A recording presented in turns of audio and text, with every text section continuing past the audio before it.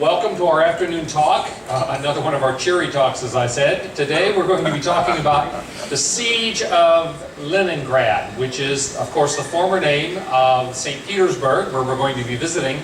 It actually was called St. Petersburg, and then the name was changed when the Soviets took over initially to Petrograd in order to get the religious connotation, and the Berg, which is actually a German reference, out. They made it Petrograd. Then in 1924, when Lenin died, they renamed it shortly after that into Leningrad, and then after the fall of the Soviet Union, of course, they've changed it back to Petrograd. If it changes between now and the time we arrive, we will send it out in the Daily Bulletin, because they've had quite a few names over the years. This, of course, as we've gone over, is our series of talks. Tomorrow we will talk about the glories of Imperial Russia. So today and tomorrow we'll be discussing the St. Petersburg, the Russian aspect of our trip. And then when Sweden was an empire, and History and Mystery of King Arthur will be the last sea day before we arrive in Stockholm. So we'll have some time, this talk and tomorrow with Russia, and then we'll be talking about Sweden, and then King Arthur, who happens to be everywhere. We'll talk about that. You know, of course, where you've been and where you're going. I think you would have seen this map many times, otherwise you would not have chosen this cruise probably. We are there right now. We will be going to Helsinki tomorrow and then St. Petersburg. I put this map up particularly for you to realize how close Finland is to St. Petersburg as part of Russia, that this is where Russia touches onto the Baltic Sea, and of course Lithuania, Poland, we've got Latvia in here, so that you get some idea of the relationship of St. Petersburg to the other areas that were going to be part of our talk today. The Siege of Leningrad is often called the 900-day siege. To be more literally accurate, it was 872 days that the city of Leningrad endured a siege by the Nazi army, the army of the Third Reich. It occurred from September 8th of 1941 to January 27th of 1943.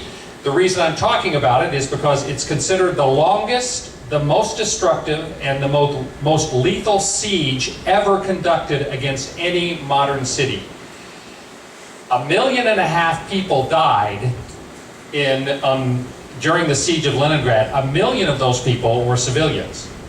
It was a major city, and most of those people died from starvation, because in the 2.5 years, the intention, I'm going to talk about that, the intention of the German army was not to militarily overcome the city, but rather to starve them to death and then to destroy the city. That was the intention all along. We have a lot of specific reports and command reports from Adolf Hitler talking about that. Now, a little bit about it. Leningrad has always been one of the most important historic cities in Russia.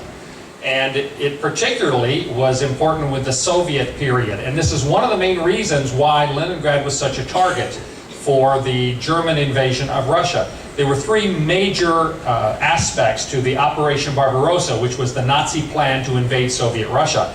The reason why Leningrad was such a focus, almost more for political reasons than anything else, because it had been the former capital of Russia. It had been the site of the 1917 Russian Revolution. It is where Lenin came to and launched the Russian Revolution. Today there are over 200 sites in Leningrad. A lot of those names have been changed, but there were over 200 sites in Leningrad that were named for Lenin, because this was where the revolution happened.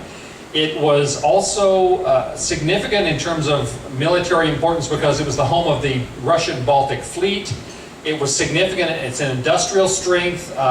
Leningrad produced about 11% of all of the industrial output of Russia during the Second World War. And so for all of those reasons, Adolf Hitler and the German army, more the political reasons than the military ones almost, decided that one of their major objectives when they invaded Russia was to destroy the city of Leningrad, and that included destroying all the people in Leningrad. In fact, it's said that Hitler was so confident of victory over Leningrad. In fact, everyone expected the Germans, when they invaded Russia, to win a quick victory. They did not think that Soviet Russia was going to be able, and I'll call it Russia because that's the landmass we're talking about primarily, when we talk about the invasion, but almost no one believed that the Russians were going to be able to fight off the German army. The German army was the best equipped and best trained military in the world at that time, and they invaded with 4 million soldiers. I'll get into that. And the front, that the invasion, the Operation Barbarossa, the invasion front was over 2,000 miles long. It was one of the most massive invasions, certainly the largest surprise attack in history. Stalin was caught completely flat-footed. He had no idea this was going to happen. And he, of course, managed to blame everybody else for it, even though people had been telling him for some time. Various agents were telling him the Germans are going to betray you. They're going to violate the agreement you have with Hitler, and they're going to invade. And he said, no, they would never do that, because I'm going to do it first. Well, they surprised him. I talked a little bit in the last talk on the rise and fall of Soviet communism about how it was that the Soviet Union ended up controlling much of Eastern Europe. It was because of an agreement that was made between Adolf Hitler and Joseph Stalin via their foreign ministers, Molotov on the Russian side and Ribbentrop on the German side. They colluded together to not fight one another. In fact, the agreement was that for 10 years they would take no action against one another and they would come to one another's defense if anyone else took action against them. This was the nature of the Molotov-Ribbentrop Pact, sometimes called the Hitler-Stalin Pact. But neither one of them could be trusted, and I think they knew that, which is why everyone said there was no reason why Stalin should have been surprised by this whole thing. So they agreed that they were not going to attack each other, and then secondly, more secretly, they agreed that they were going to carve up Eastern Europe. That Germany was going to get the majority of Poland, about a third of it was going to go to Russia. Russia was going to get Lithuania and Estonia. Latvia was going to go to Germany, and they were just going to keep carving things up between the two of them, and that was the plan. As I said during the previous talk, Stalin planned on taking over the whole world, and he felt the best way for him to be able to take over Europe and to initiate the communist world domination would be if a major war occurred, because that would weaken the countries of Europe and give him the opportunity to come in. And he was perfectly fine with Hitler being the one who was fighting the battles for that. But he was surprised when Hitler turned against him and decided that he was going to invade. And so the Operation Barbarossa was launched in 1941. In fact, I'll back up a little bit here. The plan that had occurred between Hitler and Stalin. Hitler had planned on entering in 1939. October 1 was the date that he was planning to move into Poland, to invade Poland. And so September 1. And so he approached Stalin and said, I need us to come to an agreement right away. 27 hours after Stalin received that telegram, he said, send Ribbentrop to Moscow. They only took a few hours to iron this thing out. They sent word back, and a week later, Poland was invaded. I mean, it happened just like that, because they had a timetable. Hitler was insistent that they were going to move forward on it. And so once they made a pact, it only took a short time before they moved forward on that in 1939. But then in June 22nd, 1941, Hitler broke all aspects of that agreement by launching the largest surprise attack, as I said, in history, entitled Operation Barbarossa. Now, between 1939 and 1941, the Russians and the Germans had been cooperating with one another, sharing records. They had actually been cooperating in making every effort to try to destroy the Polish people. They had the Soviets and the Germans together were sharing records. There was a massive execution and deportation of Polish people. And yet, when Operation Barbarossa was launched in 1941, it was the beginning of the largest and deadliest military duel between two countries ever in human history. And ultimately, I mean, as much as we believe that the invasion of Normandy and the Western European campaign was what won the Second World War, had it not been for the Eastern Front. The Eastern Front was responsible for over 70% of the fatalities against the Nazi armies. So, and the Russians suffered horribly. Their fatalities were equal to everybody else put together. As I say, the German army was much better equipped, they were better trained.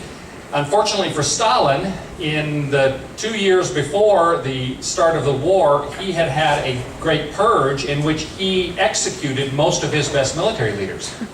He was paranoid. He thought that the people who were the best leaders he had, including especially the military leaders, were the ones he had to be scared of. And so he had killed most of the best leaders that he had and was very much weakened by that. He was also involved in another war at that time that we don't often talk about, against the Japanese.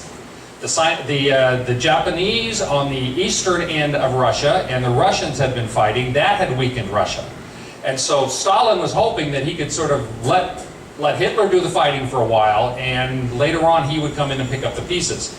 But then when Operation Barbarossa occurred, as I told you, it is the largest invasion in history in terms of 4 million men, 3 enormous army groups, 150 divisions of soldiers, 3,000 tanks, and as I say, the front was from the North Cape to the Black Sea, a distance of over 2,000 miles in that invasion. Yes?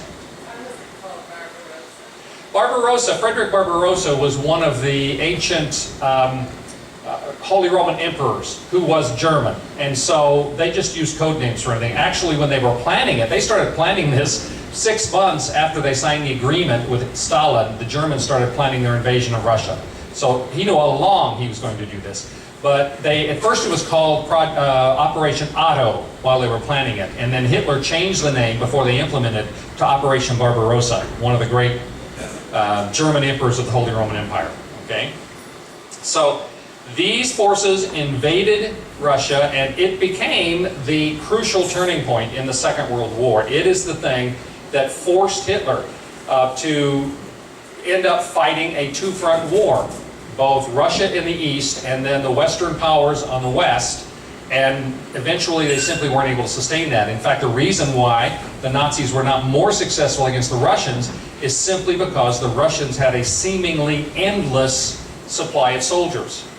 Again, the third most populous country in the world after India and China at that time, and they could just keep pumping soldiers into it. And even though they were being killed much faster rate than the German army, they could keep sending people. I don't know if you ever saw the movie Enemy at the Gates, but there's a scene in the movie Enemy at the Gates where the Russians are preparing to defend the city, and they're handing out 1 rifle for every 2 men.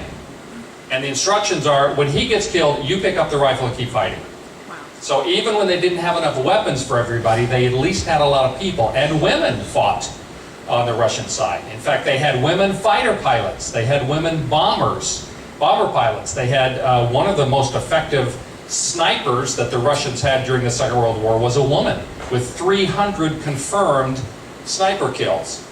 So the women were definitely on the front line, and that contributed a significantly greater number of soldiers for them.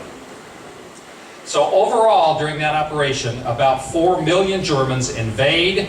They invade over a 1,000-mile front. They had 600,000 motor vehicles, between 600,000 and 700,000 horses. They still used horses at the start of the Second World War. They had to pull, frequently if they didn't have enough trucks and things, they would use them to pull cannon and whatnot. And initially the German forces had significant victories. It looked as though it was going to be true that Germany was just going to sweep Russia away. But again, the Russians didn't give up. The Germans really had made the mistake of underestimating the German, their dedication, how much they were willing to suffer in order not give up. There's several reasons for that. One is because Stalin issued 2 orders. One of the orders, Order 270, said that anyone who is captured or surrenders will be considered a traitor and will be executed if they ever return to Russia. Now he did that because there were 5 million Russians taken captive in the first 2 months of the Operation Barbarossa when the Germans invaded. And he didn't want that to keep happening. He also then later issued Order 272, which said that anyone which they call the not one step backward rule, that anyone who tried to retreat from the line of battle would be shot on the spot. And he actually designed what were called blocking detachments that were behind the line, and any Russian soldiers that tried to pull back were to be shot. And this wasn't an empty threat. They estimate that over the course of the war, 150,000 Soviets were killed by their own soldiers because they tried to retreat, 15,000 of them at least in Leningrad. So it's not like they had a whole lot of choice. They really were caught betwixt and between in terms of the Russian soldiers. But they were also very dedicated. They were willing to suffer a great deal in order not to give up the cities. But the Germans looked like they were going to be winning, but then when the Russians proved to be more difficult, it didn't happen all at once. In fact, in not long after the operation started in 1941, Hitler actually went to not right at the front, but he traveled to Army Group North, which was the primary German army, to berate the generals and tell them, I want Leningrad destroyed by December of 1941. I want the people dead. I want the city razed to the ground. And obviously that didn't work. The city held out until 1943.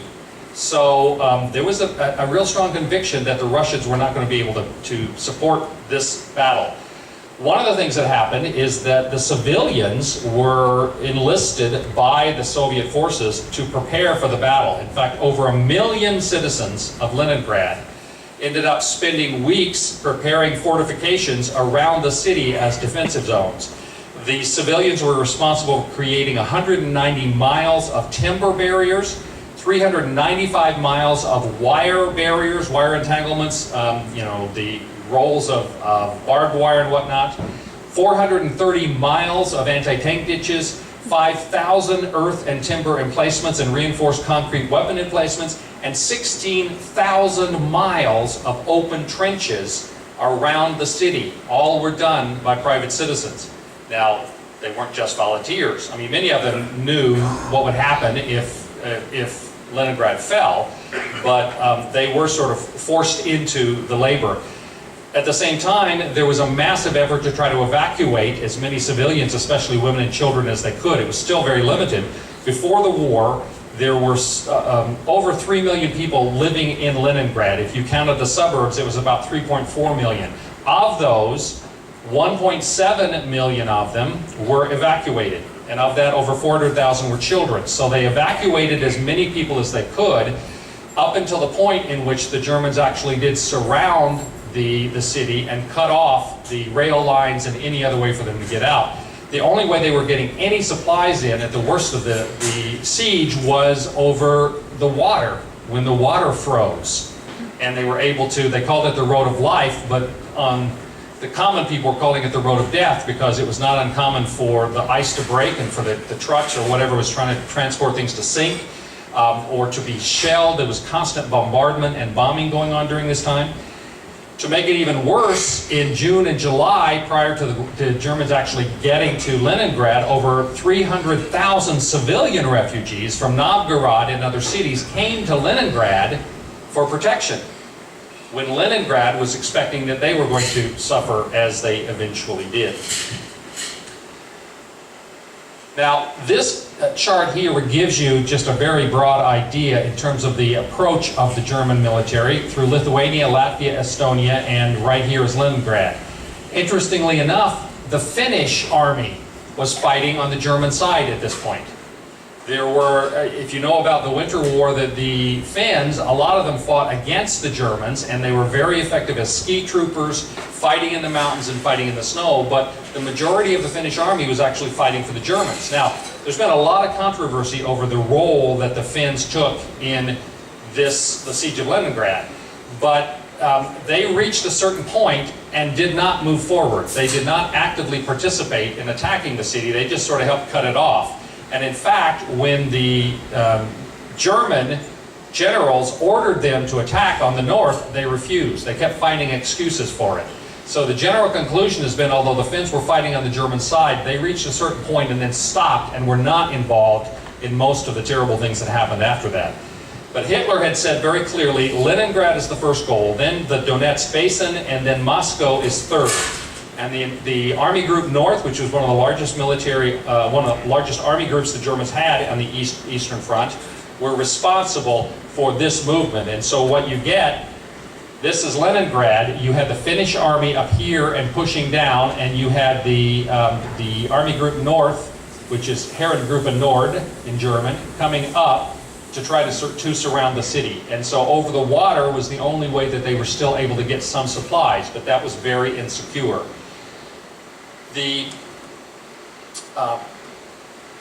When the siege began, the German military started saying, okay, what is our actual objective here? What are we hoping to have happen as we are surrounding, cutting off Leningrad? Is our goal to defeat it militarily? And they finally decided, and Adolf Hitler is the one who had the final say on this, that they had no intention of actually occupying the city of Leningrad because, and I quote, it would make us responsible for the food supply. So they resolved that what they were going to do is to lay the city under siege and bombardment and then starve the occupants to death. That was the plan. In fact, Adolf Hitler sent a report on the 7th of October that said, early next year we enter the city. If the Finns do it first, we do not object, and lead those still alive into inner Russia into captivity, wipe Leningrad from the face of the earth through demolitions, and hand the area north of the Neva River to the Finns. Now later on, when they realized they weren't going to be able to enter the city, he issued a number of other orders in which he said the population cannot and should not be saved.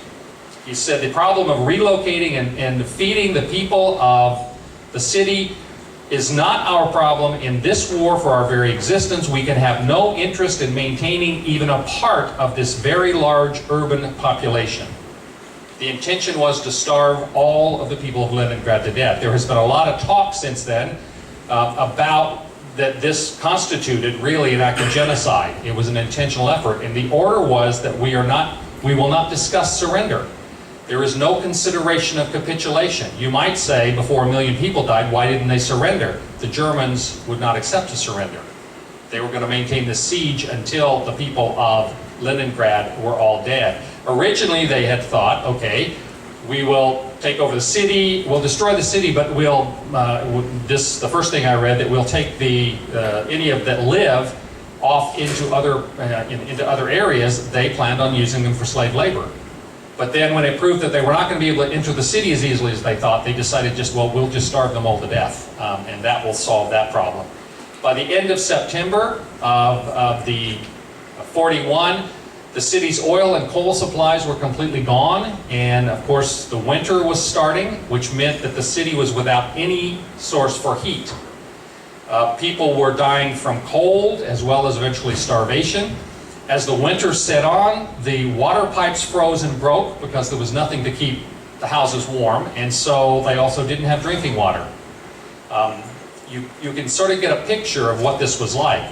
After a while, by November, the average adult was receiving less than 1/3 of what was considered the minimum amount of food that an adult could live on. And what food they did get was bread was primarily it, and at least half of the bread they got was made up of sawdust or other inedible materials in order to simply give it more bulk. There were no dogs, cats, horses, rats, or crows any longer in Leningrad fairly shortly after the launch of the siege. In November of that first year, 11,000 people died. December, 53,000 people died. And because the earth was frozen by then, they could not bury anyone, and so corpses were stacked up in the city, frozen. You get the idea what it must have been like in that city at that time, and there was no opportunity for them even to surrender. And had they wanted to, if they were military, then Stalin would have declared them a traitor and they would have been executed if they'd ever been caught again. So Leningrad is cut off as of September 8th, and as I say, by late in September, fuel supplies run out. In October, November, the pipes start freezing, people start dying in November and December, and it's a pretty horrible situation. In addition to all that, the Germans were still bombing and shelling, artillery shelling, the city. 276 German bombers bombed the city in that first 2 weeks in September. 1,000 civilians were killed initially. Many of those that were killed were people who were in hospital recuperating because the hospitals were especially targeted. 6 air raids came in one day and targeted 5 hospitals in Leningrad. And they also targeted the city's largest shopping center, and the reason for that is a lot of people had taken shelter in the shopping centers, thinking that was a place that they would be safer than just in their home. And hundreds of people who had run into that shopping center for safety ended up dying.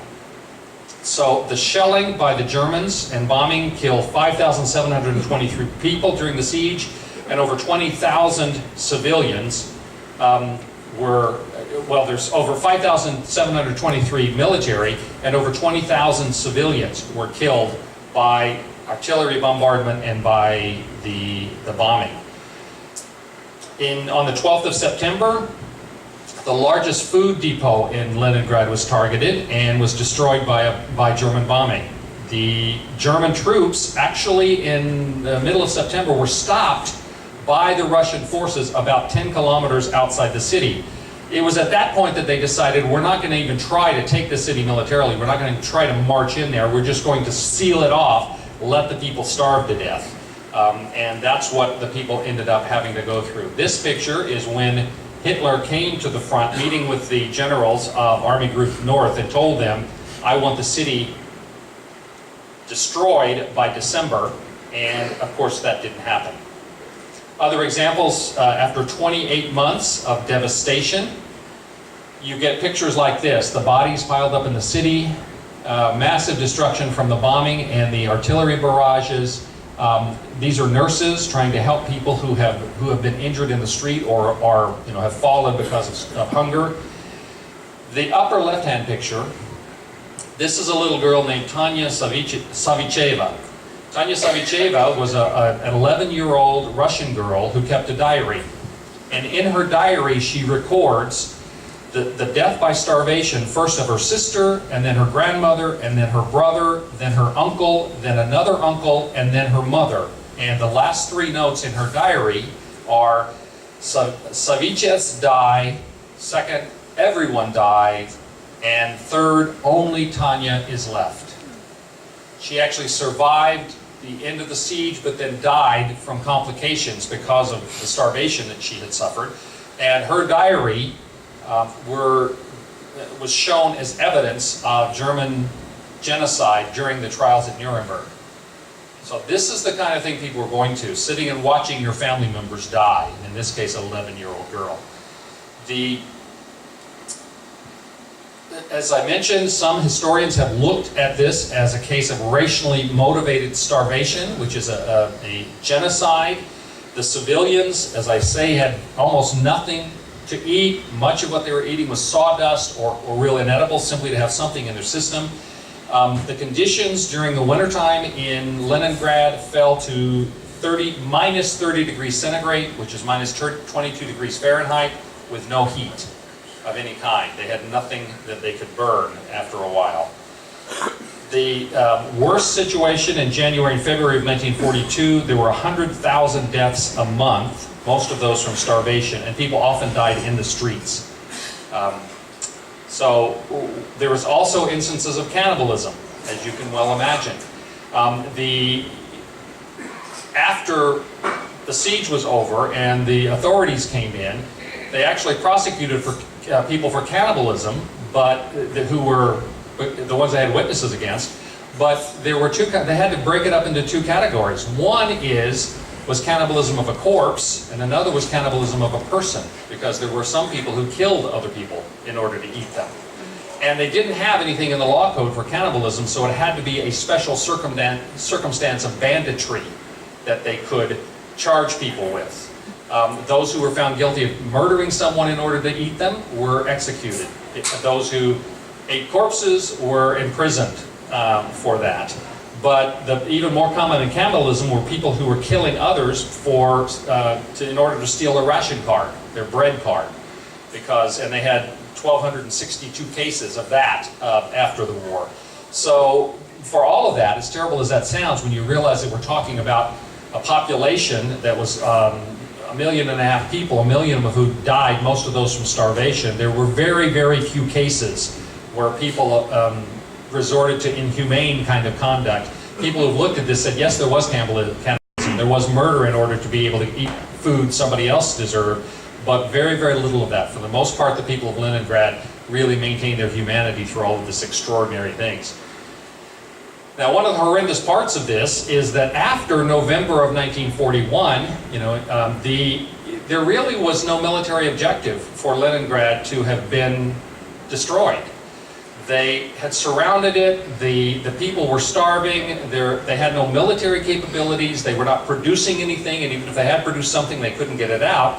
But still, the high command of the Germans decided that they were still going to destroy the people of Leningrad, raise the city to the ground as an example, and give this to the Finns as a reward, even though, as I say, the Finns have been pretty much found not guilty of a lot of the atrocities. On the 22nd of September, Hitler directs, and I quote, "St. Petersburg must be erased from the face of the earth." Later that same day, he wrote, "We have no interest in saving the lives of the civilian population." On the 8th of November, in a public speech in Munich, he said, "Leningrad must die of starvation." And during the siege, there were 3,200 residential buildings that were destroyed, 9,000 wooden houses burned, 840 factories and plants destroyed in Leningrad and its suburbs. You can see why this is considered the most destructive siege in modern history. More damage, more death, more horror than any other circumstance. Well, you're going to have a chance to see what St. Petersburg looks like today and how they've recovered from that. On the 9th of August, interestingly enough, Dmitri Shostakovich, great German composer, composed a special symphony, Symphony Number 7, which was called Leningrad. And it was in honor of the suffering of the people of Leningrad. And on the 9th of August 1942, it was performed by the Leningrad Radio Orchestra and broadcast in the streets as an encouragement to the people. There were a number of efforts by the Russians to try to break the siege. There were several offensives. In fact, one whole army of the Russian military was destroyed trying to break this siege. The Germans, however, were prevented from leaving because of the Soviets fighting back, were prevented from leaving the area, and so they really did restrict any other damage that the forces from Army Group North and some of the other military forces that were there could do.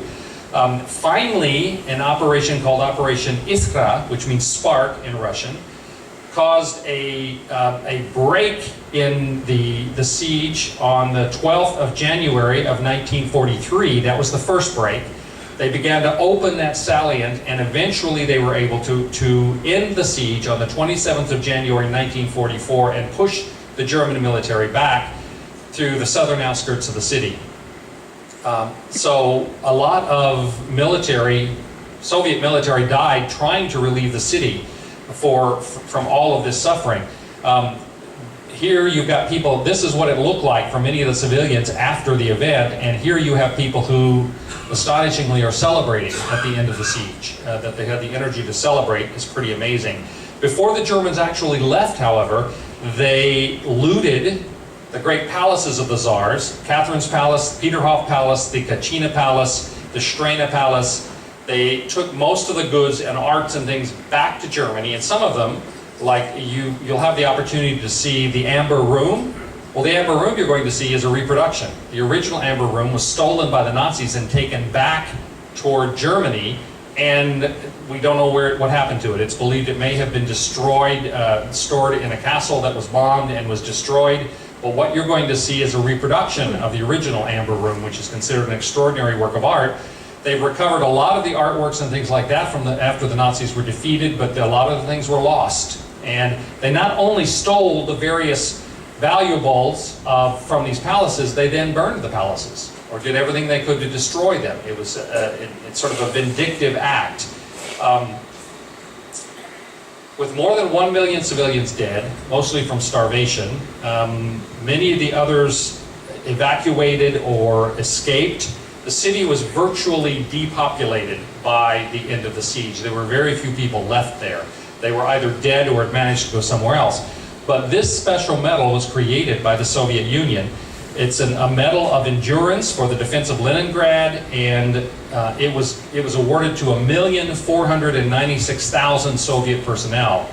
The very strange thing is, and here you get an idea of some of the paranoia of the Soviet leadership. Stalin, after the battle was over, the siege was over, and they began to recover somewhat, they wanted to build a memorial.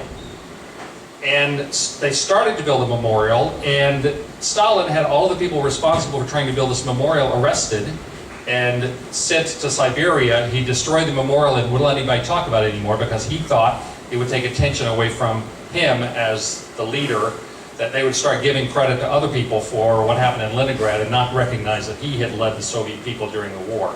Later on, they, after Stalin's day, they came back, and there is more than one memorial to the Leningrad siege, now in St. Petersburg. Well, this has been a cheery talk, hasn't it? But as sad as it is, as extraordinary as it is, the atrocities that occurred, it still is important. I firmly believe that saying that those who do not remember history are doomed to repeat it. And so I think it's important that we don't forget things like this, and that what human beings are capable of. Any questions about this? Yes? Just the numbers again. So they start with a population of 1.5 million? No, with 3 million. 3 million? Yeah. In In Leningrad? Leningrad, And the civilian. Germans sent 4 million people. Well, there are 4 million that not to Leningrad. 4 million crossed the border in the 2,000-mile front in the original Operation Barbarossa. There were 3 major prongs to that attack. So, and not Leningrad, while it was a priority, it was not the biggest priority. The Donetsk Basin, which they felt would give them control of some of the oil, the natural resources, oil and natural gas.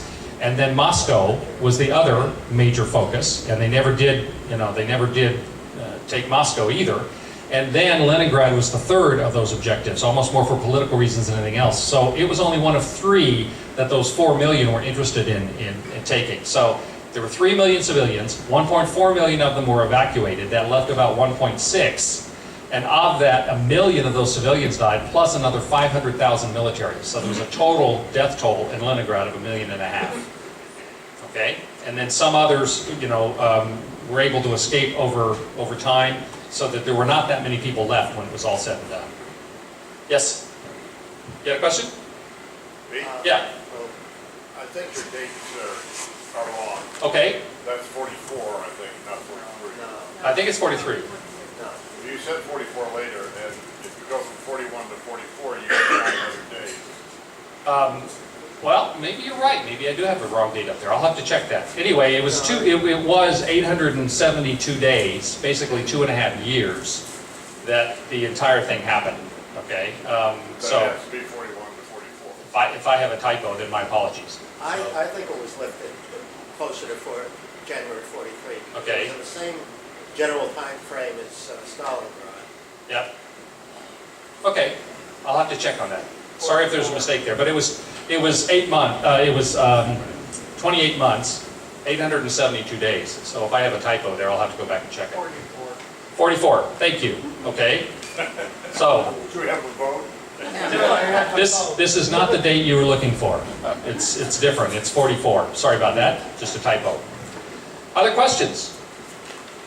Yes. Back there. You mentioned earlier in the Soviet Nazi Germany non-aggression pact, Right. that one of the clauses in that agreement was if one is attacked, the others will come to their aid. Right. When the United States ended the war after Pearl Harbor in December of 41, we declared war on Germany. Mm-hmm. Now, what did Russia do? Well, they were still, when all of this happened, when the Operation Barbarossa was launched in 41, they basically broke their word. There was nothing. I'm not sure I understand your question. Well, I mean, you know something? I think I understand. Hitler already attacked Russia at that time. Anyway. right. Before, So Russia was busy fighting Germany, and all bets are off. Yeah, exactly. Yeah, and that's so they did have a non-aggression treaty, but Hitler broke it, And he just happened to break it sooner. They already had a plan on the table called Operation Gross, which is Operation Thunder, the Russians had in order to invade Germany. And I think Stalin stomped his little feet over that one because he simply got beat to the punch in terms of betrayal. So, question here? Did I see somebody's hand? Yeah, I thought, this comes from reading Harrison Salisbury's book, that Stalin refused to evacuate the civilians until Leningrad was surrounded. Well, Zhukov, actually they started taking them out in 41. And they continued evacuation whenever possible, whenever they felt like they could get them out of the city, up until 43. And you're right, I'm glancing down at this, and that's supposed to be 44. So General Zhukov, who was probably by, later on was the primary general in the Soviet army, he was the one that was responsible, and the numbers that I'm quoting are from him, from reports he did.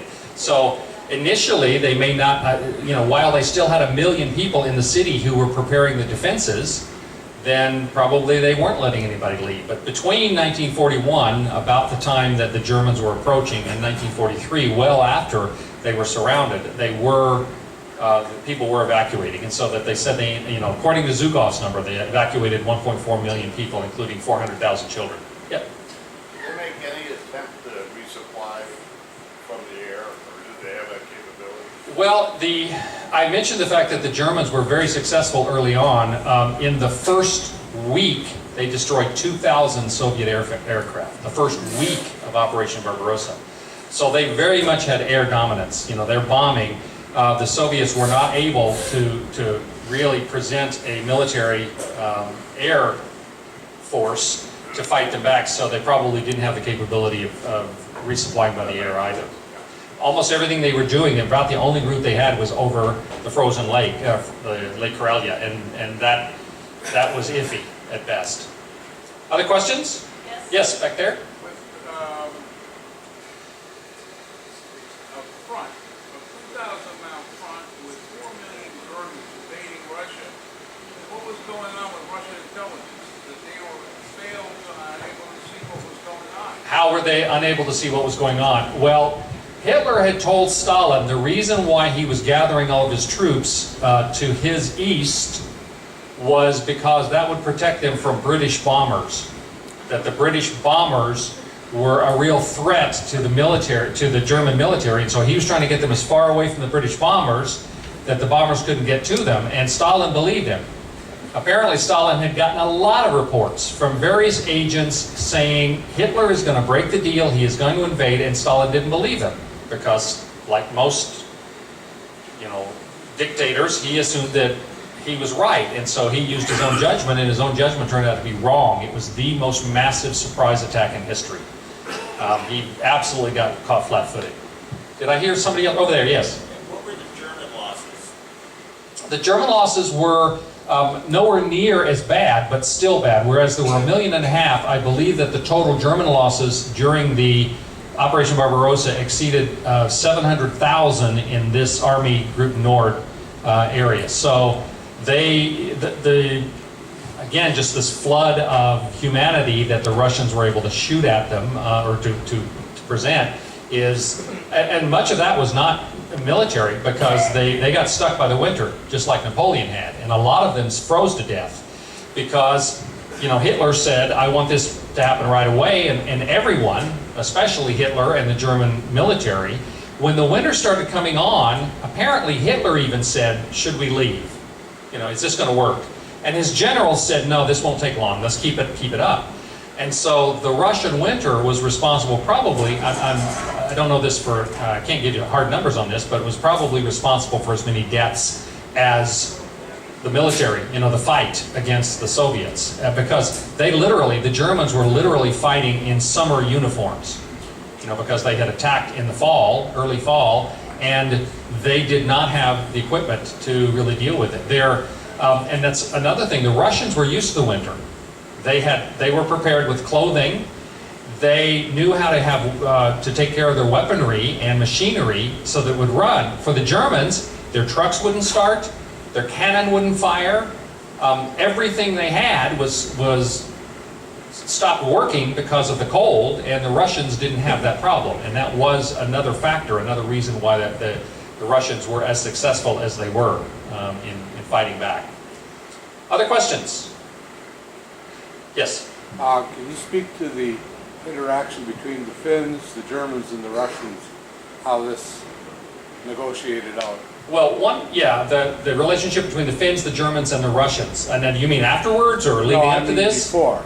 Well, there were a lot of the Finnish people who were fighting back against the Nazis. That's why you have the snow troopers kind of thing, because the Finns were so much better at fighting in snow and skiing and that sort of thing, and so they were very effective as guerrilla kind of tactics.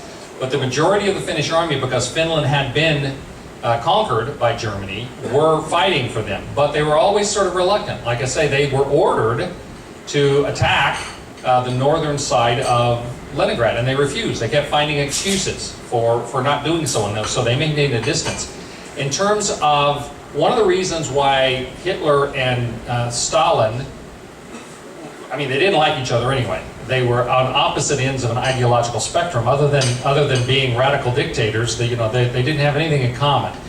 But there were various issues that came up between them that had caused a lot of specific frustrations. That they got angry at each other. And one of them was that Russia had planned another attempt to take Finland, which they had done before and not been successful. They were going to invade Finland. Well, Germany had already conquered Finland, and Hitler did not like the idea that the Russians were thinking they were going to march in there and take over Finland. And so there was a competition over that.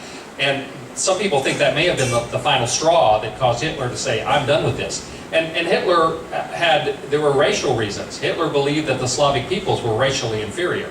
He thought that they were not equal to the German people, and so therefore he believed that they were only good for slaves. The old slave Slav thing. And his intention was to enslave the Russian people. And the only reason that he had an agreement with Stalin for a long time was because that was how he could invade Poland without fearing that the Soviet Union was going to get involved in the war at that point. And there was already talk between the Soviet Union, Britain, and France to come to war in defense of Poland if the Germans invaded. So by getting Russia to say, no, we won't invade, Britain and France were much further away, and they didn't feel like they could cross all of Europe in order to defend Poland if Russia wasn't going to be involved. So very complicated kinds of things. But that's pretty much how it happened. And the Finnish army was fighting for the German army, but reluctantly. They didn't do nearly as much as they could have. And so for most part, people have said the Finnish army did what they had to do, but were not guilty of atrocities in this case. Yes, one more. How did the German army provision 4 million people at a distance from Germany? Well, that's one of the reasons they didn't have winter uniforms and stuff, is that they struggled with that. It got so cold that they couldn't even bring air flights and things in. So they were doing the very best they could, but this is always the case, throughout all history. One of the dangers of invading somebody else's country is they've got short lines of supply, you got long lines of supply. And this is what Napoleon got defeated invading Russia. This is how Hitler struggled invading Russia. And why, basically, the major reason why the Nazis lost the war. And supply lines were a big part of that. They did not have what they needed for the winter and for fighting battles in those conditions, and they were not able to get them there. Okay? Thank you all very much.